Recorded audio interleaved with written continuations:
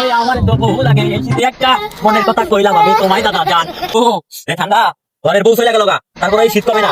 শালার কোন দেশে সহবাস করি? আরে দাদা সব আস না, এটা বর্তমান। ওই আমার তো বহু লাগে এই শীতে একটা মনের কথা কইলাম আমি তোমায় দাদা জান। পাশের বাড়ির নমিয়া যখন বউ আনে, আরে পাশের বাড়ির নমিয়া যখন বউ আনে। ও রে ঠান্ডা ঘরের বউ চলে গেল গা, তারপরে এই শীত কমে না। এদিকে কি বকবকাস? এদিকে এসে তো। চাচা মানে আমার তো বয়স হয়ে গেছে, একটা বিয়ে করার দরকার। তোর বয়স কত? বয়স তো 18 চাচা। এইটুক বয়সে বিয়া করবি? বেলাবান বিয়া তো হয়ে গেছে গা। কি দেখো চাচা, বিয়ে তো করার দরকার একটা। কেউ বুঝে না আমার মনের ব্যথা, আমি কি চাই। বিয়া করবে?